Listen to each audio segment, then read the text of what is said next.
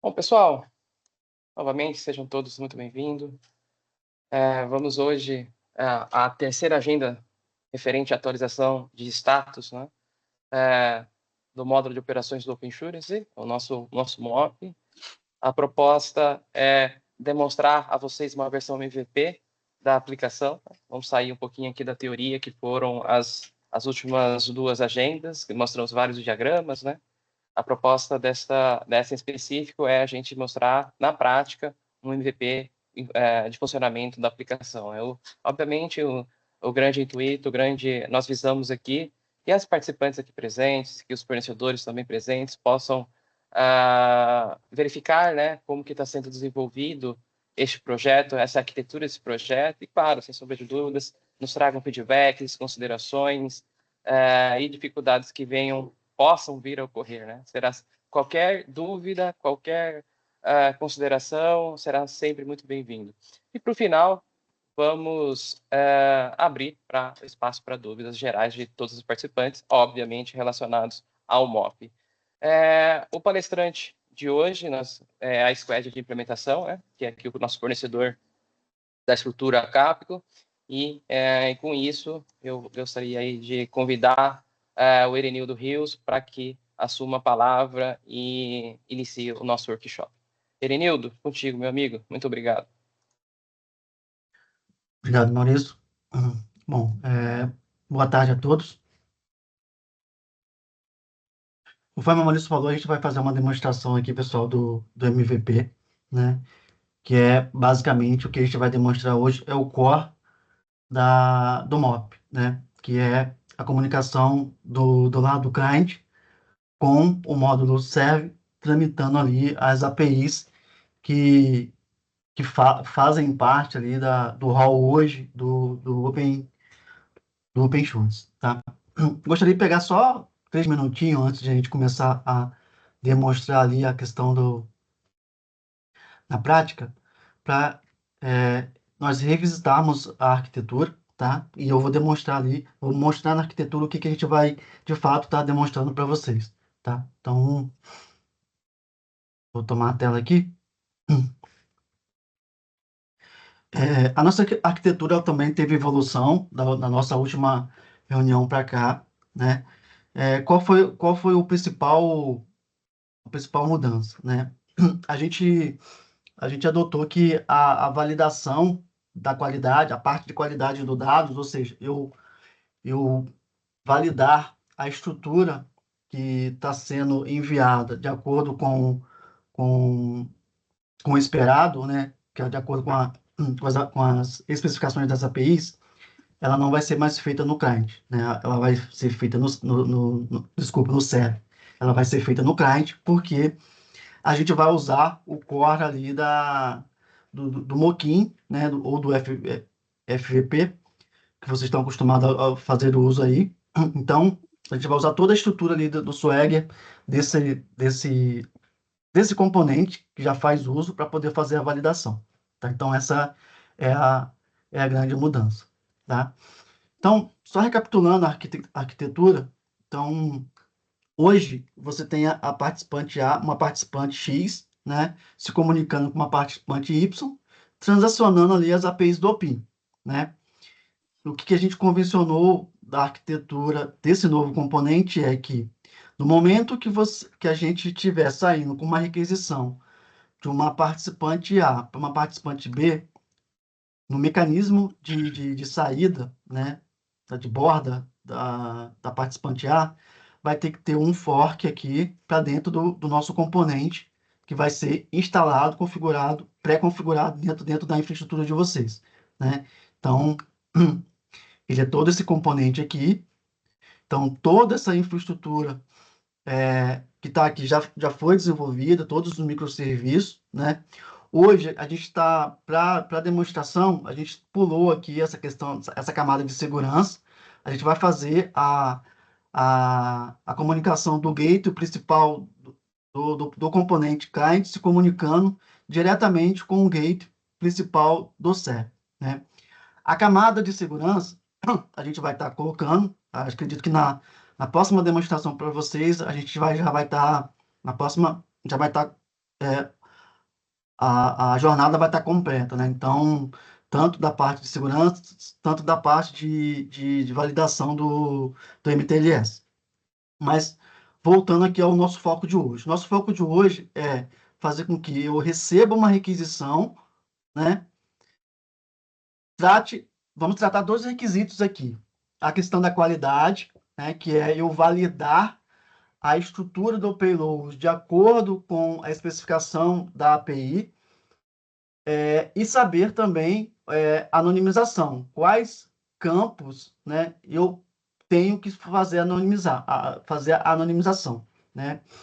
Então, esses campos que serão anonimizados, eles serão também parametrizados, de acordo com cada API, né? Ela vai ter, ainda vai ser feito um estudo pelo GT de dados, que vai dizer, ó, tal API, tais campos, eles não podem trafegar de forma livre, né? Eles têm que ou alguns a gente já sabe, né? Mas ainda vai ser feito essa avaliação, esse estudo para a gente estar em conformidade. Então, vai ser feito também essa parametrização. O client que vai estar instalado na estrutura de vocês, né? De tempo em tempo, ele vai estar sendo atualizado de acordo com quais campos o rol de APIs para determinados campos de uma determinada API pode ser anonimizado ou não, né? Então, isso vai estar dinamicamente componentizado. E, além disso,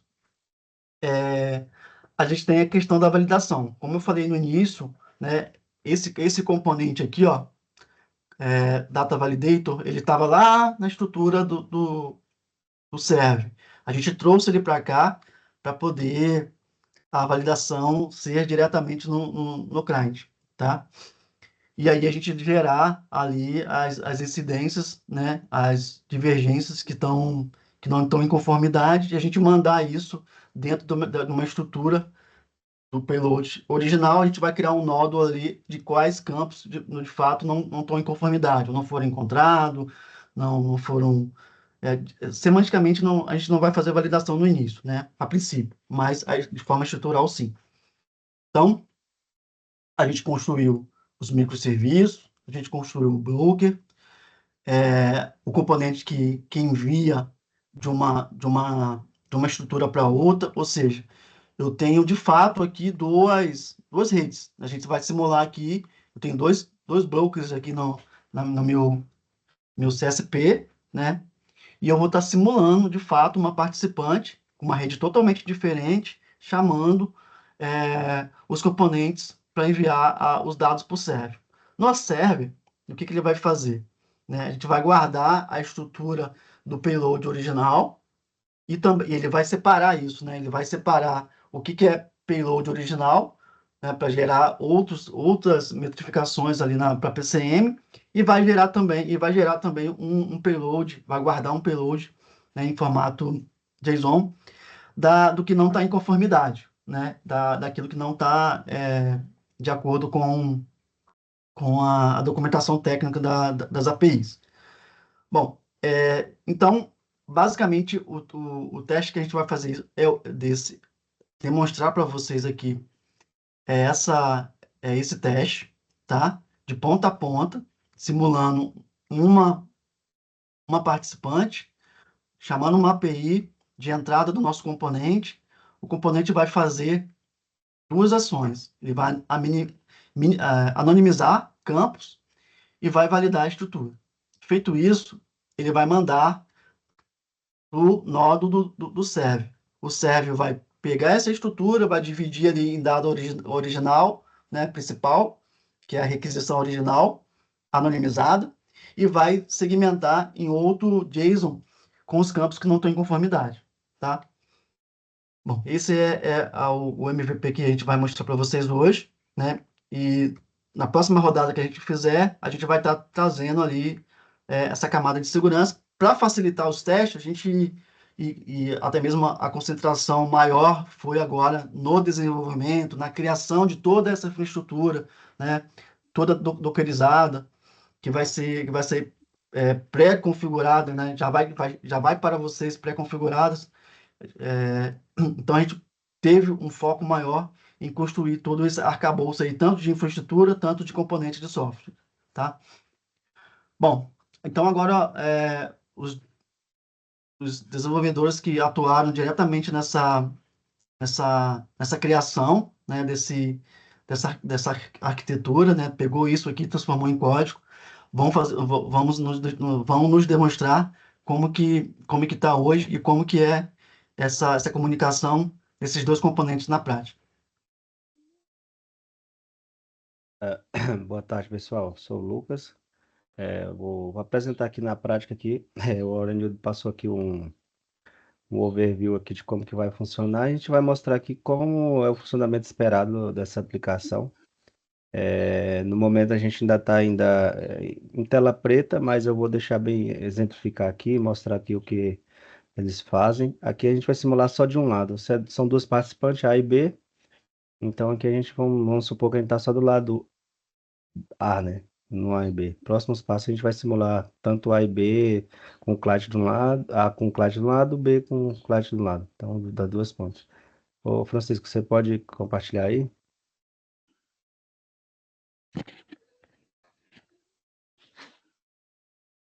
Bom, pessoal, aqui, essas duas telas aqui, você não se assustem, quem não tem familiaridade ali com linha de código, mas vou explicar. Se tiver alguma dúvida, vocês podem me perguntar aqui, a gente discute aqui, eu tento mostrar aqui, ser o mais claro possível.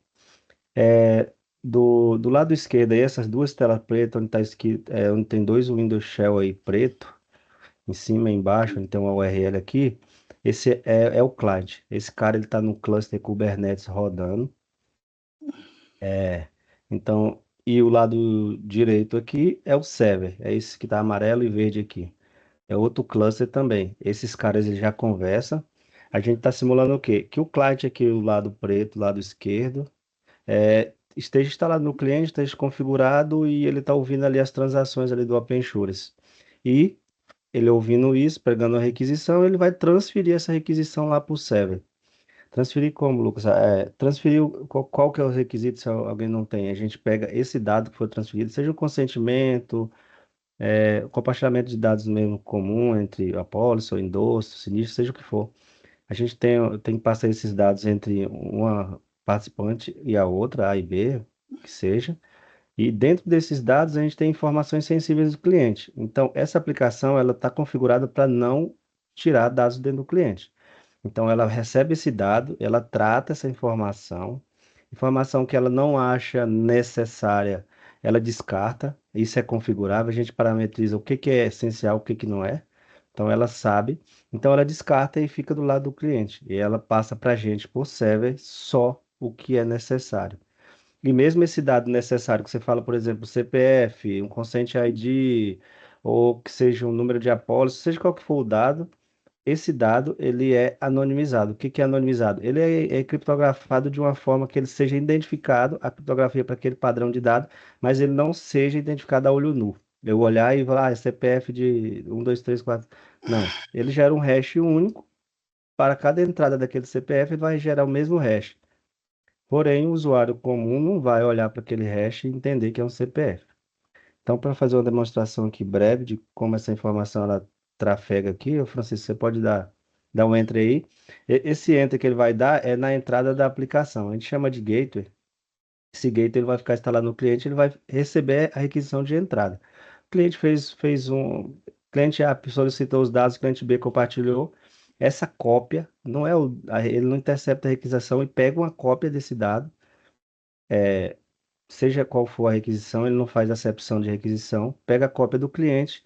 À medida que ele deu enter lá, ele falou assim, ó, foi emendada com sucesso. Ele manda para a infraestrutura, a aplicação de baixo ela é a borda de saída para o server. Ela é quem faz essa anonimização, ela é quem vê se está validado, ela valida se, por exemplo, CPF tinha que vir preenchido, mas não veio. A gente tem uma engine de validação, essa engine verifica, por exemplo, CPF está vazio, ela vai informar, ó, o CPF ele veio vazio. Ele vai mandar para o server, mas vai informar para ele, ó, o CPF não veio validado. Ela não altera a requisição entre cliente A e B, ela só pega os dados, pega uma cópia, anonimiza esses dados e segue ele para frente. Então, nessa requisição simulada, Ele pegou esse dado, falou, ó, participante A, mandou para participante B, fala o horário aí, se a gente olhar, tá um pouco apertada a tela aqui, pessoal, mas é porque a gente compactar essas telas aqui, mas eu vou tentar explicar. Ela monta a requisição e manda para o server, anonimiza esses dados. Então foi o que ela fez aí, ela falou qual foi a origem, qual foi o método que ela fez e qual que foi a fila aqui que ela mandou. Isso aqui é um dado mais técnico, mas para deixar mais transparente aqui como que ela funciona. Então ela montou essa requisição, ela precisa de algumas informações além do payload e mandou para o server. O server do outro lado já respondeu e falou que recebeu lá com sucesso e vai validar os dados. Esse server já é instalado aqui no OpenSuras. Então, esse dado ele já está aqui no OpenSuras, a gente já tem uma requisição, a gente já tem uma estrutura desse dado. Esse dado está lá no Storage Account, rodando na AWS. Então, à medida que eu entro com o dado aqui no cliente, o cliente vai replicar para o server. Ele não interfere, ele não barra a requisição, ele só copia. Por que que a gente faz isso? Para a gente ter ali, vamos dizer, uma auditoria. Se você fala assim, eu compartilhei o consentimento, o outro, mas eu não recebi. A gente sabe, o cliente ele está ouvindo, ele sabe que você enviou, você não enviou, então a gente consegue olhar o arquivo e falar assim, não, realmente, fulano enviou porque está aqui o dado, chegou tal horário e esse aqui é a informação. Eu consigo pegar o CPF e pesquisar lá essa informação no arquivo anonimizado. Se eu estiver falando rápido, pessoal, vocês podem me interromper aqui. Se alguém tiver uma dúvida, também pode me perguntar. Isso aqui basicamente é. Ô, Lucas, Pode. rapidinho, só te corrigindo, quando ele falou assim, pegar o CPF, é pegar o dado achurado, né, que representa aquele Isso, CPF e fazer uma busca, não é que a gente exato. O vai, dado. vai procurar pelo número do CPF do Erenil, não. Não, O não. CPF ele vai ter uma string única, né, que ele pode se repetir em N transações, em N eventos ali que ele for tá fazendo transações entre OpenShields, né? Até mesmo porque a gente vai poder fazer a contabilização de quantas, por exemplo, uma métrica, né, um KPI, de quantas transações, tantos apólices, um determinado CPF achurado pode ter, por exemplo, qual é o maior valor de uma apólice de casa, por exemplo, né? Isso não é uma informação sigilosa, mas desde que o CPF esteja achorado, esse indicador pode aparecer, pode ser uma métrica interessante para alguém, entendeu? Então, quando ele falou procurar, é procurar a referência daquele CPF, mas não o dado cru, limpo ali, né? Do jeito que ele é originado. Só, Mas só essa para referência é imutável? É, a gente, a gente não consegue voltar, tá? Porque Porque não faz assim, sentido para a gente, tá? Ter, ter o algoritmo que a gente utiliza, ele é aquele irreversível, né? Ele é um RSA que a gente não consegue voltar para a origem. Só se você passar o dado novamente, ele vai gerar o mesmo token, né? Vai gerar o mesmo hash. Mas eu não consigo do hash voltar pro dado original. Tá? Eu consigo, se eu tiver uma mesma entrada com dado, eu consigo gerar o mesmo hash para fazer uma validação, se for o caso. Mas do hash eu não consigo voltar para o dado original. Isso mesmo, amigo. O Lido foi enfático aí, bem lembrado.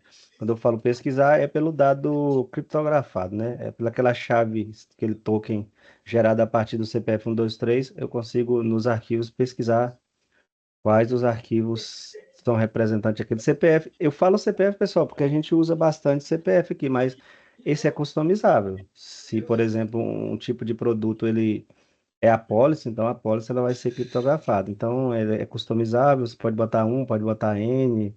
Então não tem essa restrição de um só Tá? fixo, pode ser vários. Por isso que eu falei no início que a gente tem um trabalho ainda junto com o GT de dados aqui do OpenShields, fazer uma análise de cada API ali, de quais dados de fato vão ser anonimizados, né? Então, além do CPF, CNPJ, o Consent ID, né? Pode existir, com certeza existe, outros dados que entrarão nessa regra de negócio aí. Pode falar, Francisco. Deixa eu só deixar bem claro, porque daí começa a ficar uma repetição de termos e termos e termos, e a gente não fica com a regra clara. O CPF, ele nunca trafega dentro das mensagens. O que vai ser feito esse hash ele só serve para motivo de contabilidade. Ele atende à regra do SUSEP, que coloca a necessidade de contagem de consentimentos por CPF, né, consentimentos únicos por CPF ou CNPJ. Então, na verdade, o que vem para o central, que vai entrar na PCM, é esse hash para que a gente consiga dizer, ó, esse hash teve 50 consent IDs. Ok, então são 50. Esse é o objetivo desse item. Ele não fica armazenado ou tem qualquer outra correlação com outro dado dentro da PCM. Os demais campos, quem irá definir será o GT de dados e o objetivo é uma visão estatística de informações. Portanto, não vai ter associação com número da casa, com endereço, rua da casa, esse tipo de item. Se o GT de dados vier por decidir trazer, ok, mas não é esse o objetivo. O objetivo é mais, houve um pedido de um seguro A no bairro tal da cidade tal, nesse conceito, por CEP, por exemplo. Aí a gente vai ter dentro do Open Insurance uma visão de mancha de distribuição de seguro. Mas isso é o GT de dados que vai definir, e o engine que eles estão apresentando aqui é o que permite fazer essa ofuscação de dados para o que precisa ser contabilizado, quantizado, ou passar algum dado ou fazer algum filtro. Então o engine ele serve para isso, mas quem define isso, quem vai discutir, vai ser o GT de negócios e dados para determinar o que vem para o central e fica armazenado e nunca pode ser identificável. Isso é regra interna do Open Insurance, senão a gente tem um problema de DPO e o Open não pode ter dados PII de cliente, ok? Exatamente, Francisco. Francisco foi bem mais a fundo, né? Explicou aqui qual que é o motivo. É isso, pessoal. A demonstração é essa. Aqui agora a gente vai mostrar assim, depois entrou esse dado, as aplicações processou no server, ele vai para um storage account. E a gente eu chego no storage account, o server já mandou, já está com esse dado ali na PCM, seja onde for, está armazenado, a gente já tem esse dado ali, por exemplo, para pesquisar em fim de estatística ou fim de auditoria, seja qual que for. Ô, Francisco, você pode. Francisco, só um minuto, deixa o pessoal tá perguntando aqui. Eu não sei se é o Arenildo ou é o Sou eu. Francisco. Não, pessoal, só para enfatizar, o componente de fato tem esse intuito mesmo, de ser menos intrusivo e ser rápido, né? A gente viu que a gente mandou uma requisição, ele fez o que tinha que fazer e mandou para. Lógico, a gente fez alguns testes de carga aqui, acho que foi com 30 mil requisições, não foi, Foi. o Lucas? Isso. Não tivemos gargalo, mas a demonstração foi bem simples, mas a ideia do componente, quando estiver rodando lá de vocês, é justamente isso, ele entrar na infraestrutura de vocês e ser o mais simples possível, né? E fazer e atender as funcionalidades que ele de fato foi designado, né? Trabalhar a questão da qualidade das requisições, a questão da anonimização dos dados para poder gerar métricas aqui na PCM, né? E a questão da segurança, que é um outro requisito também importante que a gente vai tá introduzindo aqui, tá? Então, Exatamente.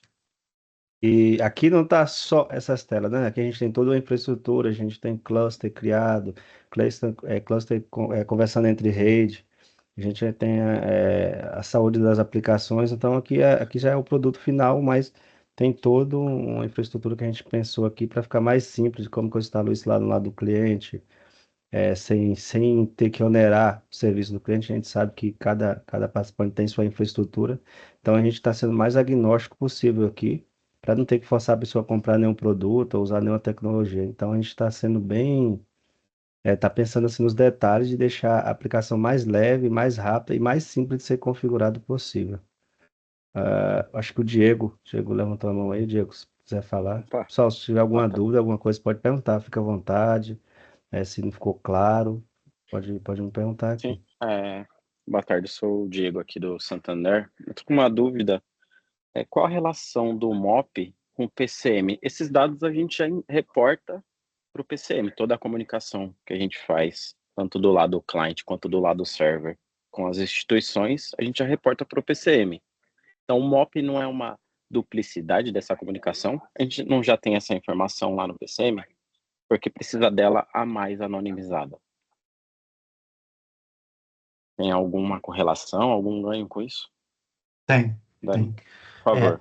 A gente está na fase 2 de 3 do MOP, né? Hoje, não sei se você pegou a referência do projeto, está lá no site.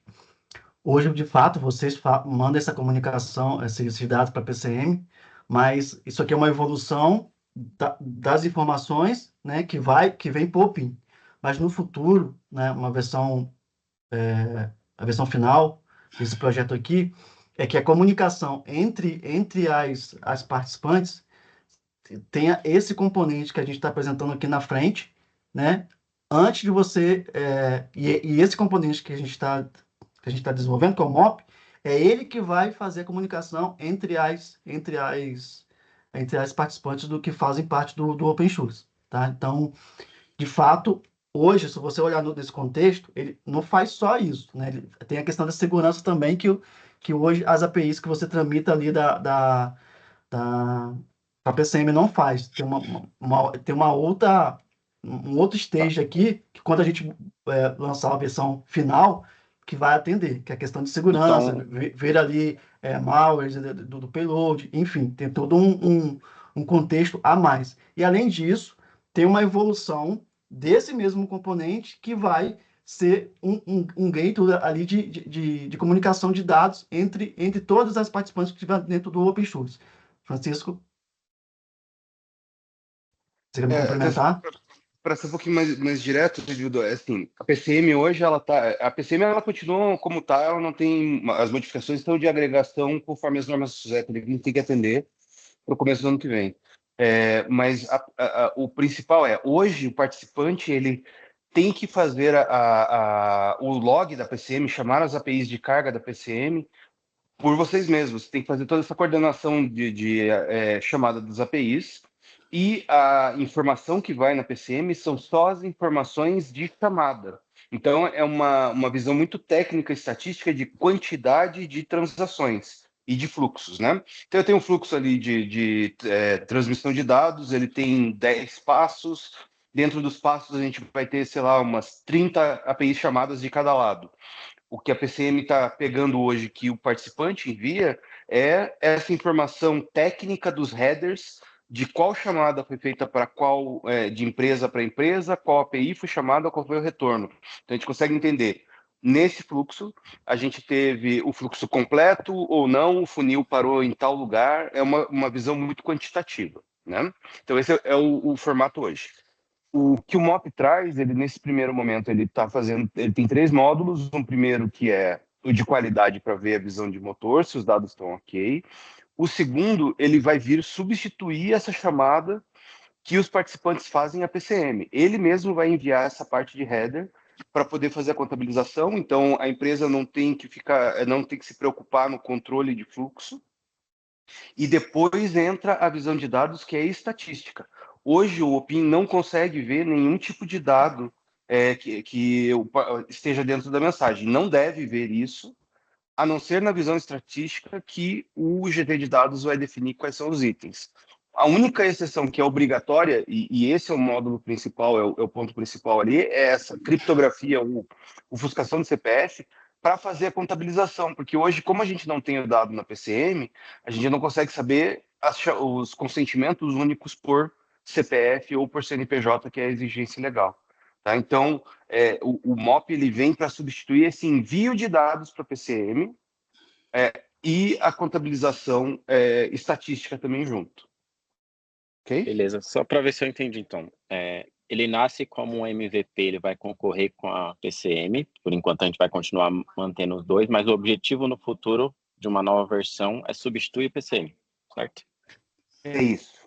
E aí, Beleza. além de substituir, a ideia é que a gente também consiga evoluir ali para vocês não precisarem enviar aqueles relatórios anuais direto para a SUSEP, já tem isso contabilizado aqui dentro, enfim, e tirando carga dos participantes, porque imagina o seguinte, daqui a pouco a gente tem mais APIs ou tem um fluxo diferente para de fase 3, algum outro item, o MOP já vai trazer isso embedded para não ter carga de desenvolvimento nos times das participantes e também não ter nenhum... Enfim, vocês vão ter também o controle de infraestrutura, né? De vez em quando tem um incidente, puxa, eu enviei milhões de transações ali para o PCM, foi um erro aqui, batch, o MOP tem que fazer esse controle transacional para que vocês tenham menos carga de desenvolvimento e de infraestrutura no time de operação. Bom, eu só tenho mais uma dúvida rápida, desculpa. Se não for te atrapalhar, Rilson. Pode ficar à Não, que vontade. isso. Pode ficar à vontade, Fica à Diogo. vontade. Hoje o nosso fluxo de envio para o PCM está todo orientado a eventos, então a gente não infere na comunicação. Esse fluxo de vocês, pelo que eu vi, tem o RabbitMQ aqui no meio, então está também orientado a eventos, certo? Sim, sim. Beleza. Exato. E a única coisa, Diego, que você vai ter que fazer aí a sua fila vai ter que mandar para o endereço porque o MOP, o MOP client são vários módulos. E um dos módulos, ele vai ter um proxy dentro dele, né? Que é onde a gente vai fazer a validação da chave de segurança, autenticação, para entrar dentro do componente, né? Que é o que eu falei no início, que é o próximo estágio nosso aqui. E o seu broker aí vai ter que mandar a sua requisição para esse proxy. E do proxy segue normal. É o menos intrusivo possível. Você manda uma requisição para participantes e você, seja via broker, você vai ter que fazer uma outra chamada aí para o nosso proxy. E aí o nosso componente se encarrega de fazer tudo isso, todos esses requisitos que a gente está falando aqui. Qualidade, segurança, né? E envio das informações para o lado do OpenShoes, tá? Uma questão importante também, né? Porque vocês hoje já estão dentro do OpenShoes, mas imagina uma seguradora que está entrando, fazer toda a parte regulatória ali para estar entrando dentro do OpenShoes. Ela não vai precisar desenvolver nada, né? Ela vai estar desenvolvendo em termos de atender a PCM, né? Que é o que você já desenvolvendo internamente. Mas o componente vai ser plugado, instalado na infra e à medida que quando ela começar a tramitar informações dentro do hall de APIs do OpenShoes, é só ela mandar informação para dentro do nosso componente. Então, é mais fácil também que novos participantes se ingressem dentro do circuito ali do OpenShoes, né? Tendo essa visão também de mais estratégica, entendeu, Diego? Beleza, obrigado. Olhando uma visão estratégica, é interessante, é muito interessante essa estrutura.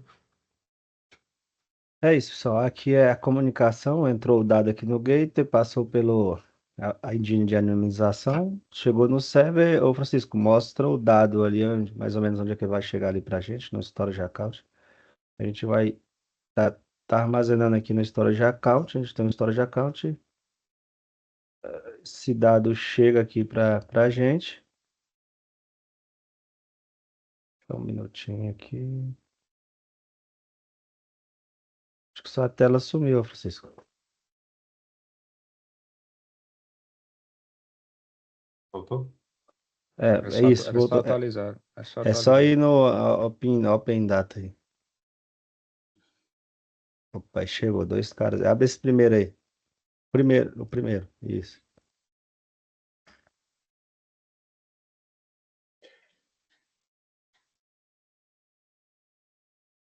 Tem que fazer o download para poder ver o conteúdo.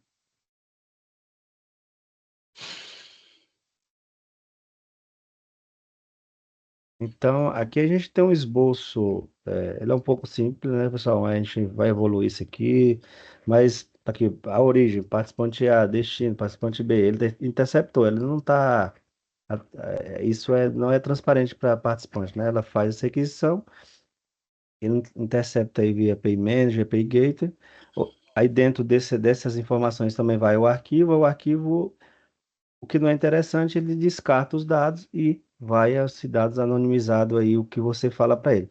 Para esse teste aí, eu deixei ela configurada para o CPF e para um dado que ele se repetia N vezes. Por quê? Porque uma vez pode ter uma informação que ela está dentro de subconjuntos. Então, para garantir que ele ia percorrer todas as raízes, tem o code eu sei que ele está em várias partes. Se você olhar, ele vai criptografar ela em vários níveis. Mas se eu remover, ele vai só CPF. O dado ele é analisado em três semânticas dentro desse componente, né, que faz a varredura ali do payload. Ele tem três ações. Primeiro é encontrar os campos que deverão ser anonimizados. Esse é primeira regra mais importante. Segundo, de acordo com o rol de dados que são interessantes para gerar estatística, e eles são dinamicamente parametrizados, né? Eles vão ser configurados. A gente deixar esses dados, e aqueles dados que de fato não tem interesse, o OpenShift não tem interesse em ter esses dados, eles serão descartados, né? Vocês viram ali que a estrutura vem, porque ela foi validada, mas o valor do dado, ele não vem, né? Então, são três requisitos quando a gente faz a análise do dado. Anonimizar, deixar aqueles dados que de fato vão ser interessantes para gerar estatística aqui dentro do ecossistema do OpenShift, e aqueles dados que de fato não tem necessidade de a gente ter armazenados, né? Para que eu vou estar armazenando uma informação que não vai ser útil para a gente, né? Então, ele vai ser, a API já faz essa limpeza para a gente, tá bom? Só mais alguma dúvida, alguma informação que pode ter passado despercebido, vocês podem perguntar para a gente aqui. Essa foi uma demonstração de como que o cliente vai funcionar. Então, a gente mostrou lá os dados. A gente está aberto aqui para alguma dúvida, alguma sugestão. Se ficou claro, se não ficou, a gente está aqui à disposição. E eu agradeço aí pelo tempo de vocês aí, pela apresentação. Tem um Rodrigo, por favor. Rodrigo, Opa, pessoal, eu tenho algumas dúvidas sim, tá? A primeira, né? Vocês demonstraram aí, né, a parte do MOP Client, né, e do MOP Server, mais ou menos, né, como que foi, como é que está o desenvolvimento, né? Eu preciso entender o seguinte, né? O que será integrado no MOP, tanto no piloto quanto nos rollouts? Já tem essa definição? Quando eu falo o que está entregue, por exemplo, a gente tinha uma visão, né, que vocês puxaram, que é, primeiramente, começar a migração do PCM. Então, eu entendo que vai ter algum endpoint que a gente vai ter que chamar, né, para fazer esse envio. A princípio seria, vamos começar por umas APIs, ele vai fazendo os testes e depois a gente vai migrando gradualmente. Aí, só que o MOP ele vai fazer muito mais coisas, né? Uhum. Aí eu queria entender se a gente já tem essa definição ou se está pendente ainda. Rodrigo, são três requisitos que essa primeira rodada vai atender. Qualidade, dados, né? Envio de dados para o OpenShift, se preocupar com a qualidade e a segurança, que é quando a gente implementar o MISP. Se respondendo a pergunta sobre quais APIs, o componente ele tá dinâmico. Então, a gente entende que todas as APIs hoje que estão sendo tramitadas, né, negociadas dentro do OpenShift, qualquer uma delas vai poder ser tramitada. Então, desde o momento que o MOP estiver instalado, né, na estrutura de vocês, toda transação que houver dentro do hall de APIs da OpenShift vai ter que passar por esse componente novo. Então, teoricamente, tudo que existe hoje, né? Então, é uma única entrada. Você não vai precisar, agora eu vou mandar seguro de ramos elementares, agora eu vou mandar seguro de auto. Não tem isso. Dentro do contexto ali de APIs, você vai mandar para ele, a gente já tem todos os metadados das APIs, e aí o componente ele faz dinamicamente o que ele tem que fazer. Então, teoricamente, seria todas as APIs que fazem parte do OpenShift hoje. Tá? Isso só para o PCM? Só para o PCM? Não. Todas aquelas APIs da fase 1, fase 2 e fase 3. Tá, então você está falando das APIs de dados. Eu estou pensando do ponto de vista, nesse primeiro momento, de transmissora, né? Logicamente, a gente pode ter a visão também de receptora. Mas de transmissora também, ele também está apto a receber as requisições, né? Sim. Tanto quando eu estou no papel de uma transmissora, quando eu estou no papel de uma receptora. Eu recebi esse dado, ele tem que passar também pelo componente. E só complementando, então, ó, desculpa, Rodrigo. Então, transmissora, receptora e iniciadora, tá? Então, são todas as participantes do ecossistema. Nós vamos recomendar, né, a instalação deste, entre aspas, tá? Desse agente na infraestrutura de vocês. E dentro do projeto aprovado pelo Conselho, nós temos 3 módulos, que são segurança, qualidade de dados, qualidade e dados. Dados, ele vai fazer ali a questão da inclusão, né, das informações dentro da plataforma coleta de métrica. Qualidade assim, como acho que o próprio Erenildo mostrou aqui para vocês, né, a plataforma terá a função de fazer uma validação estrutural das APIs, obviamente, trazendo algum insights de forma preditiva. Olha, opa, Rodrigão, a API de alta aqui começou a falhar drasticamente no campo XPTO, exemplo. E o terceiro, que é a segurança, que nós estamos também fazendo uma integração com o MISP, né, com uma plataforma MISP Open Source, o qual será de grande benefício para todo o ecossistema, né? Suponhamos aí um exemplo, né, de várias funcionalidades do MISP, mas, por exemplo, uma casa X está sendo atacada de um determinado meio desconhecido. A plataforma, obviamente, poderá fazer esse tipo de captura, esse tipo de anomalia, sobe a informação para a plataforma MISP, e aí, obviamente, como está em cadeia, todas as outras participantes recebem alertas ali e ficam sob vigilância. Opa, tem um modo novo aqui sendo atacado, vou me preparar para isso, tá? Então, são essas 3 frentes que o MOP será disponibilizado. Tá, então, beleza, entendi toda a parte PCM, quanto a parte do ecossistema como um todo, né, para cada tipo de participante, né? E o planejamento para cada rollout, como que seria? Esse rollout que você está fazendo seria via participante ou rollout de API, por exemplo? Agora vamos entregar a API de fase 1, depois fase 2. Como que vocês estão pensando nisso? Bom, acho que o Erenildo pode explicar tecnicamente, mas Posso, sim. Pode falar. De fato, a gente vai, quando a gente tiver disponibilizado a primeira versão, que entendemos que já dá para. Primeiro vai ser feito um teste interno, né? Agora no início de outubro, né? E no início de novembro, a gente já vai estar preparado para poder fazer ali a primeira onda de rollout com algumas participantes. E aí, não sei se você viu convites, a gente vai deixar aberto para todas, aquelas que tiverem interesse em participar, já começaram logo de cara. A gente não, de fato, a gente não planejou isso, mas já tem data, que é o início ali de novembro. Outubro a gente faz os testes internos, né? E novembro ali começa, porque é novembro, dezembro e janeiro. São três ondas de rollout, o Rodrigo. Perfeito.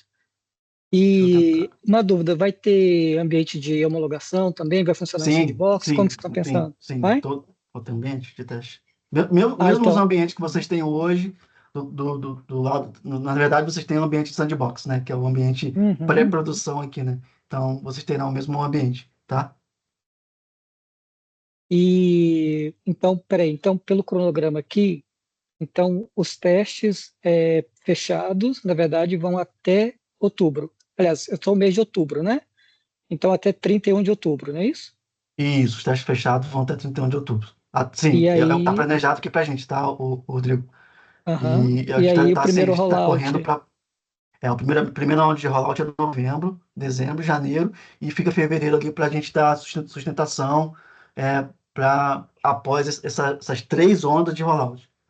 Porque tem um buraco, né, entre novembro e dezembro, né, até 23 de dezembro. Então, acabou o piloto 31 de outubro, aí encerra o primeiro rollout, né, que seria a entrega em produção dessa integração, em 23 de dezembro, é isso mesmo, né? Isso, exato. A entendi. gente tá correndo muito para poder atingir essas datas aí, cara. É apertadinho, né? Então, os testes internos até 31 de outubro, né? Depois, a primeira entrega dos participantes em dezembro. Né? Desse período até dezembro. Estimadas, tá, Rodrigão? Não está cravado Tem que na fechar pedra, ainda, tá? né, Maurício?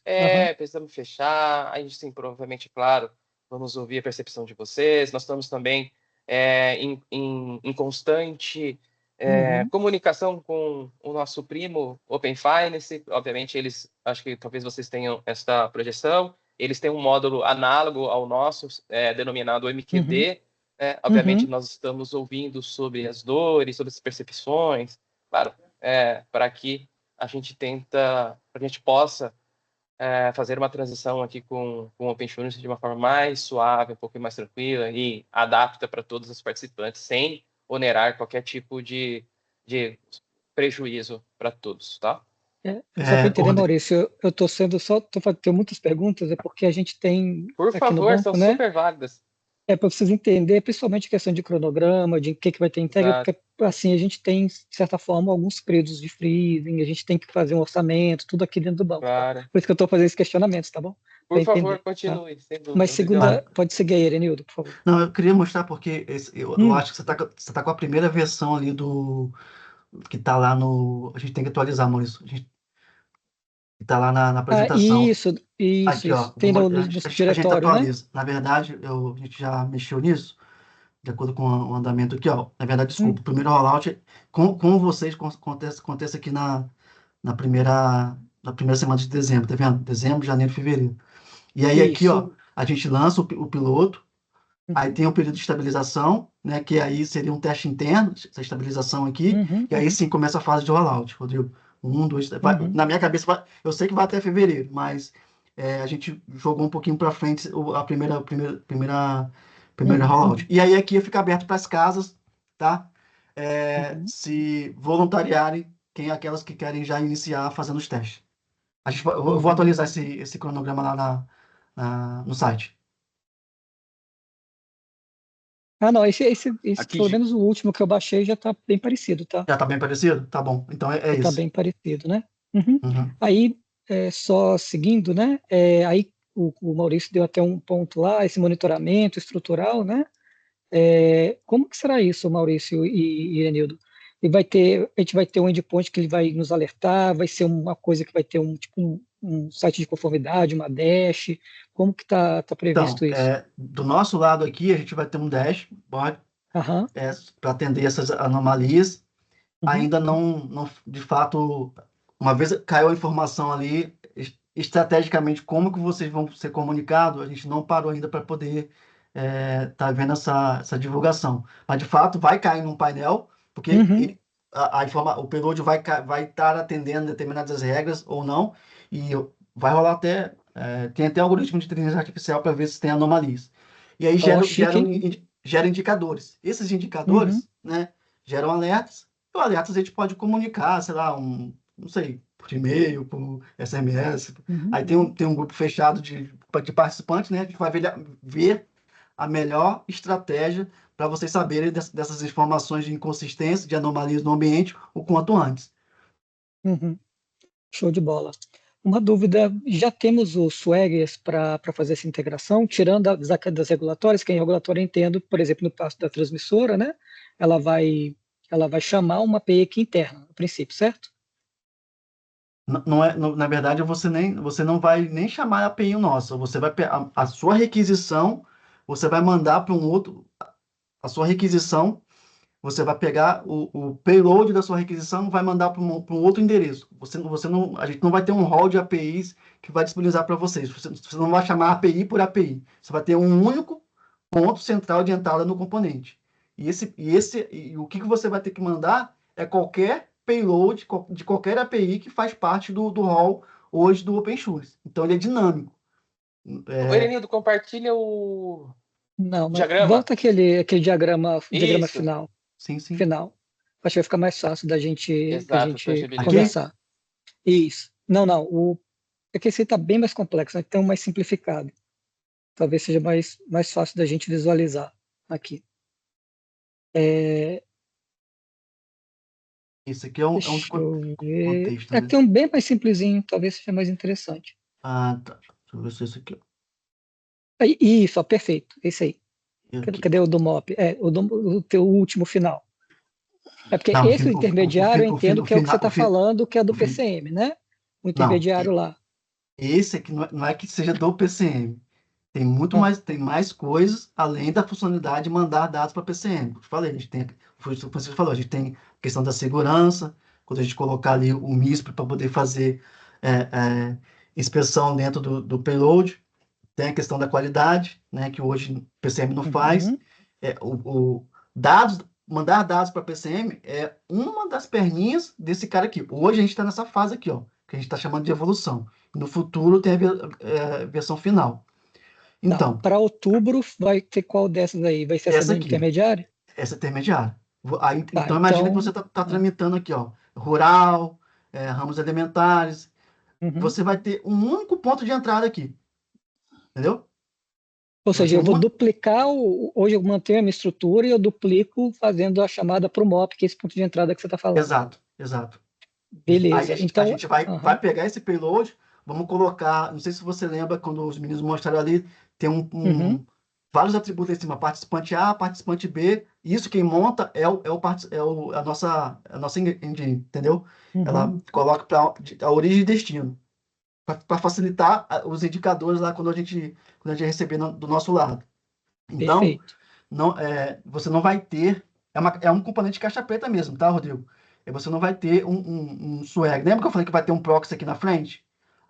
A única coisa que vocês vão ter que saber é quando a gente pré-configurar o componente de vocês, e aí o pessoal de infra, de cada participante vai ter que entrar em ação para pegar essa requisição, mandar para o endereço desse proxy aqui. É só isso. É só isso. Entendeu? Então, essa última parte não está nesse momento nem nesses rollouts, né? Essa última final aí. Não. Aqui já é outra. Aqui é o componente responsável por fazer tudo isso que já faz aqui, além de mandar para o lado receptor, mas também recebendo aqui do lado do componente do MOP, né? Ele sendo como transmissor e receptor. Então, ele vai assumir o mesmo componente vai assumir papéis com características diferentes. Beleza, então a gente comportamentos diferentes, né? Essa versão aqui não. Essa versão, a gente está aqui, ó. A gente está nessa fase. Que ainda vai ser necessário fazer esse fork aqui, ó, esse bracinho aqui, ó. Perfeito. Então agora entendi exatamente onde a gente vai parar. Ficou de bola. Eu vi que, igual vocês demonstraram, né, a chamada lá do componente, vocês têm como disponibilizar os swaggers disso aí? Porque eu sei que a gente vai ter que colocar, por exemplo, o CPF, a gente vai transferir dados de cliente. Eu sei que talvez você vai fazer uma compilação, você não vai jogar para fora nesse primeiro momento, né? Você vai fazer eu entendi que você vai fazer uma compilação das informações e vai mandar algumas informações para fora pro server, né? Sim. A primeira coisa, a gente já tem os swaggers que a gente vai chamar o MOP Client. Então, por que eu estou falando isso? Porque eu tenho compliance aqui dentro, tá? Então, se eu vou passando o CPF, já tem que acionar meu compliance. Não, eu posso mais ainda, se eu tiver, pelo que eu entendi, a gente vai mandar dado também das APIs, por exemplo, de fase 2. De fase 1 é mais tranquilo, de fase 2 a gente tem, por exemplo, dados aí, por exemplo, de apólices, a gente vai ter outras informações mais críticas. Lembra que eu falei para você que o GT de dados vai fazer uma análise de quais dados, de fato, poderão ser trafegados, transmitidos ou não. Ainda vai ser feito esse estudo, tá? Ainda vai ser feito, beleza. E esse estudo vão ser comunicados, ó, de tais APIs, esses dados aqui vão ser transmitidos. A gente já tem essa previsão, Maurício, de quanto que vai ser? Na verdade, Rodrigo, assim, ó, para te falar, os únicos dados a pedido do órgão regulador que nós estamos, não sei se o Herendo, o pessoal, a equipe mencionou, que é relacionado um indicador que eles gostariam de visualizar na plataforma de coleta de métrica, que chama indicadores de consentimentos único. E como é que é feito por isso, consentimento único? Por base, obviamente, de CPF e CNPJ. Então, em tese, tá? A priori, a única informação pessoal que será analisada e criptografada é o CPF e o CNPJ, para que mande ali por meio de um hash, algo nesse sentido, na plataforma de coleta de métricas, que isso denote de forma distinct, né, de forma única dentro da plataforma, que aquela pessoa transacionou, é uma nova pessoa transacionando dentro do ecossistema. É esta a essência que o regulador gostaria de ver. Quantas pessoas, o quanto o ecossistema está crescendo.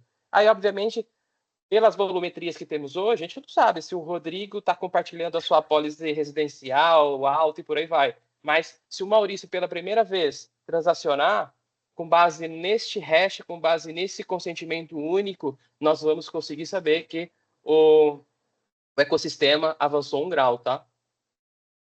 Mas Eu devo ter muito consentimento aí, porque eu compartilho um monte de coisa de teste, cara. Então, eu devo ter Deixa eu aí. adicionar um ponto aqui, Rodrigo. Assim, ó, do ponto de vista de o que passa ou não, do ponto de vista de compliance, o GT de dados é uma visão estruturante dos participantes. O que vai ter dentro, tá? Para ser mais técnico, mais pontual.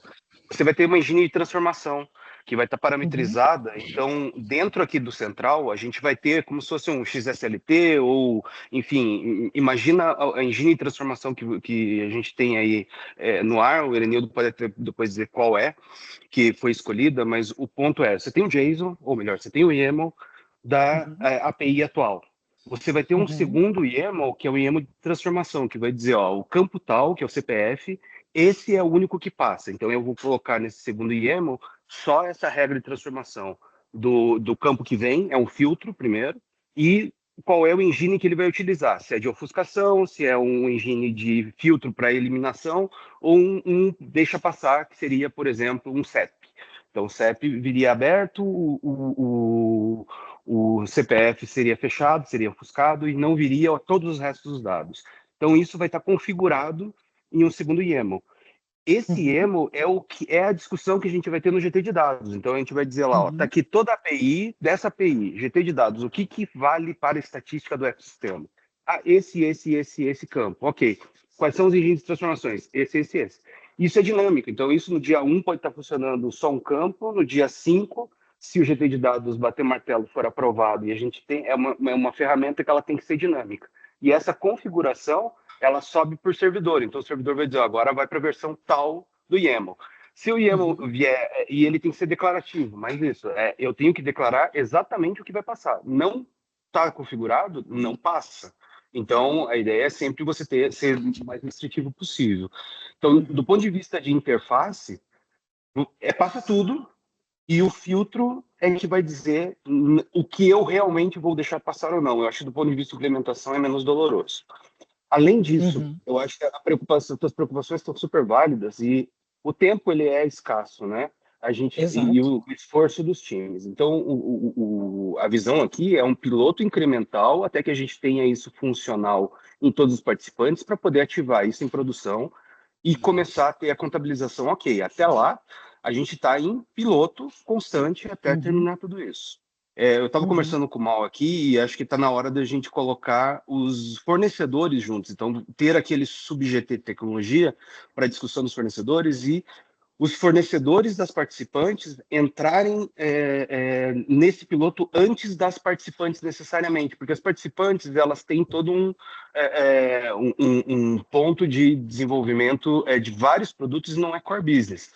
Já para o fornecedor, o projeto é core business. Né? Então, e vocês estão sempre com a mão na massa aqui, precisando estar com isso pronto para eles. Então, é uma proposta que a gente vai levar saindo aqui dessa conversa do workshop para o próximo GT de tecnologia. A ideia é que a gente traga como segundo passo do piloto, o primeiro aqui é interno, né?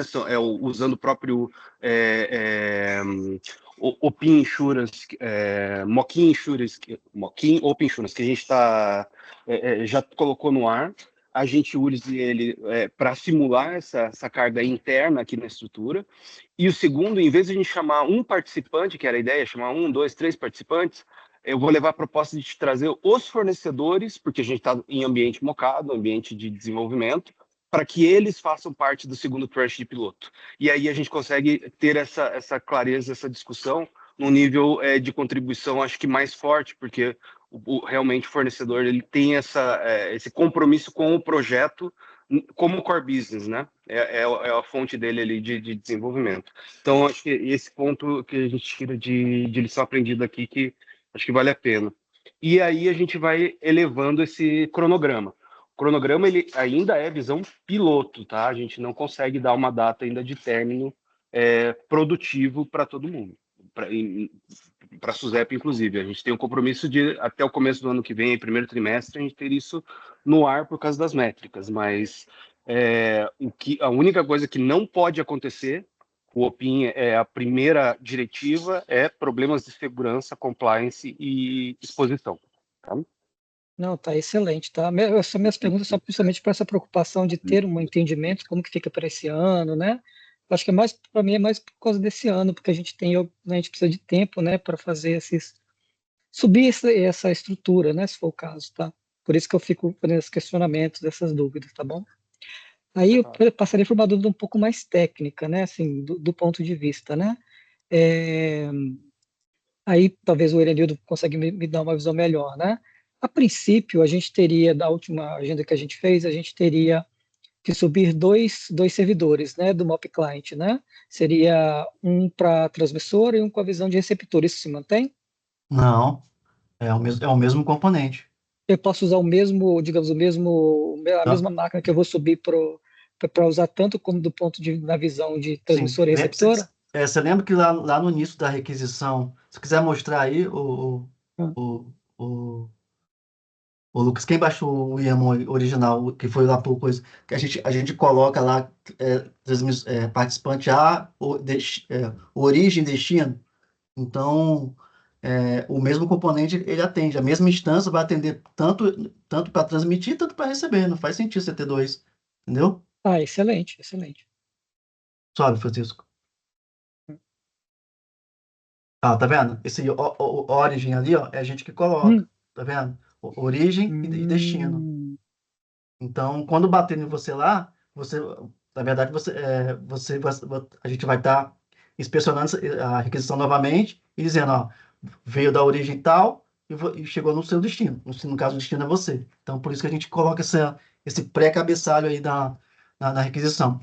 Do timestamp para baixo é a requisição original. De fato, só vai acontecer esses fatores que a gente já discutiu aqui, anonimização, limpeza e deixar passar aqueles dados que de fato fazem sentido para a metrificação aqui do OpenSUSE.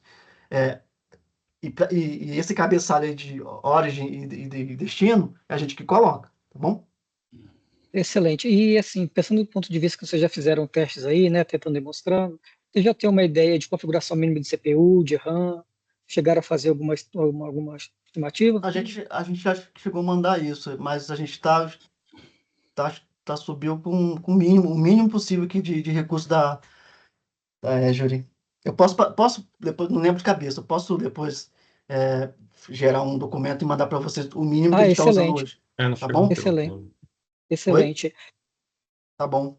Tá bom. Só a minha última agora, não vou estender muito, certificado de transporte, assinatura, aí no caso de vista, como você vai mandar para fora, vai usar os certificados, no caso, pensando mais de assinatura atual hoje, ou vai ter um certificado específico? Não, é o mesmo que vocês usam hoje. Nesse momento, os mesmos que a gente usa hoje.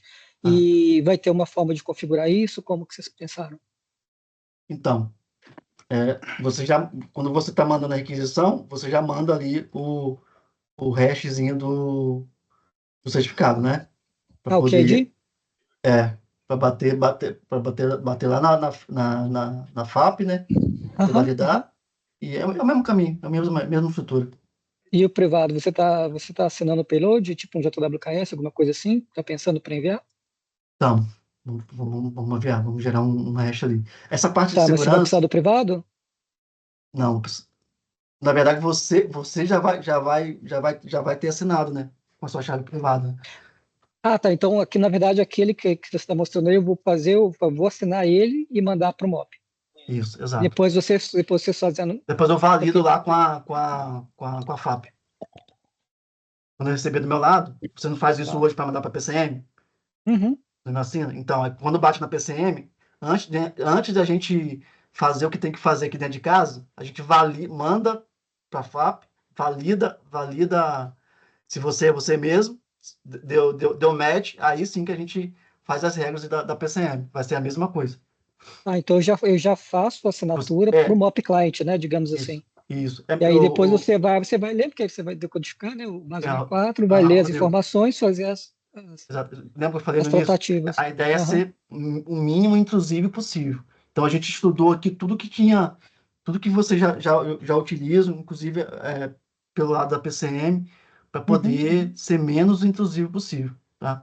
Pensando nessa fase agora, na fase de evolução ali. Quando chegar na fase 3, aí eu não sei, porque é a gente que vai transmitir, né? Aí pode ser que a gente tenha necessidade de assinar isso previamente, porque aí o negócio muda. Não é você que está transmitindo, somos nós que iremos fazer a transmissão. Mas nessa fase agora, né, a gente vai aproveitar a assinatura que você já faz.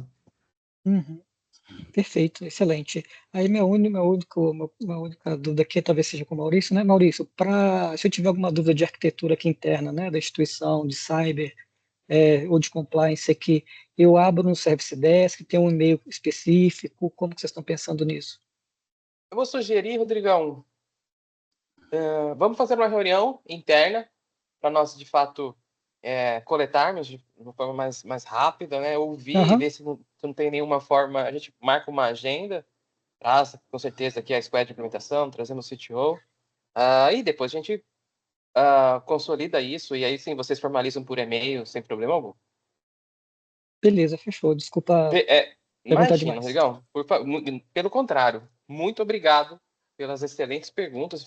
Sim, você foi nesse nível principalmente de compliance, porque nós sabemos que nós vamos encontrar esses tipos de políticas de segurança organizacionais, ainda falando da sua casa, por exemplo, que acredito que as políticas sejam internacionais, e temos outras casas também internacionais, então nós precisamos que isso chegue até nós, para que, obviamente, possamos, em conjunto, junto aqui com a própria participante, com todos os participantes, na verdade, com o GT, com o conselho, a fazer as definições cabíveis, né, e que seja oportuno para todos, tá? Então, levante as perguntas, manda um e-mail para o secretariado ou manda um e-mail para mim, que nós marcamos uma agenda e, na sequência, a gente segue com os próximos passos.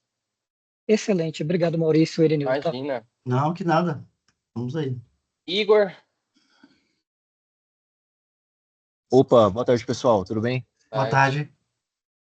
Então, eu tinha duas perguntas. Uma já foi respondida pelo Teodoro, que foi a questão dos certificados, né? A minha segunda é em relação à versão final do MOP Client. Já que ele vai ficar responsável pela comunicação entre as participantes, as casas não vão precisar mais fazer as certificações FAP anuais, correto? Que vai ficar Igor, assim, não, calma lá. Sim, isso é estudo, tá? Eu acho que nem convém a gente entrar nesse assunto aqui agora. De fato, sim, a gente está pensando, a gente fez até uma reunião recente com a própria OIDF para que tentarmos utilizar o MOP como um piloto de motor, o MOP para integrar ao motor da própria OpenID para fazer esse tipo de certificação de forma automatizada ou algo análogo de testes estruturais, de tentar auxiliar a empresa nessa jornada, tá? Mas isso é futuro, é estudo, a gente não terá nenhuma definição para esse ano nesse aspecto, tá? Então, eu acho que nem convém a gente entrar nesse tipo de detalhe. Mas sim, estamos estudando várias vias, várias maneiras para sempre agregar aí as participantes e visando economia, tá? E praticidade. Não, perfeito, obrigado. Imagina. Lucas? Opa, boa tarde, galera. Boa tarde. Eu gostaria de saber como que vai ser feito a configuração da organização ali no MOP Client. O motivo da minha pergunta é porque a gente trabalha aqui com uma aplicação multi-tenant, então a gente tem várias marcas aí rodando no mesmo software. Eu vou precisar, por exemplo, subir um MOP Client para cada marca minha? Não, porque você pode mandar N requisições para eles. O que vai mandar é a notificação única das suas subfiliais, vamos dizer assim, né? Dentro do arquivo, dentro da transação, né? Se você está mandando um CNPJ A, B ou C, é isso que a gente vai estar contabilizando do nosso lado. Você precisa ter uma única instância. Não precisa. Beleza, obrigado. Nada.